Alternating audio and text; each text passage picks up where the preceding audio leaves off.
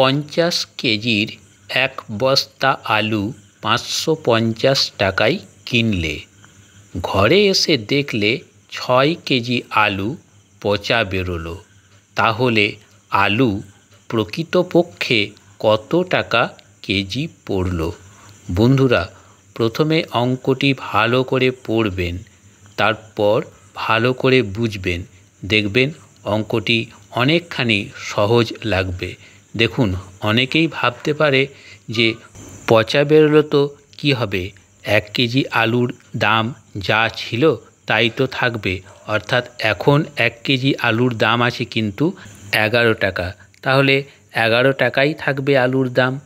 কিন্তু না বন্ধুরা, যদি আলু পচা বেরোয় তাহলে পার কেজিতে আলুর দাম বেড়ে যাবে। এখন সেটাই আমরা নির্ণয় করব।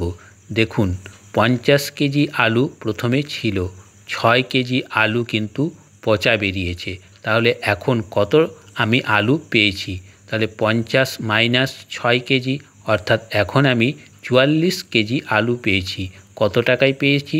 550 টাকাতেই পেয়েছি। অর্থাৎ আমি 50 কেজির দাম দিয়েছিলাম 550 টাকা, এখন আমাকে 44 কেজিতে দাম দিতে হয়েছে 550 টাকা। তাহলে 44 কেজি আলুর দাম হয়ে গেল 550 টাকা।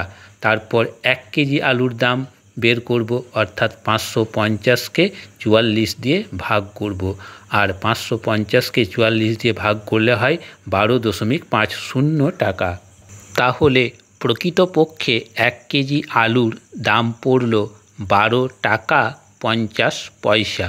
বন্ধুরা, এই ধরনের ভিডিও নিয়মিত দেখার জন্য চ্যানেলটিকে সাবস্ক্রাইব করে রাখতে পারেন, আর ভালো লাগলে প্লিজ লাইক করবেন।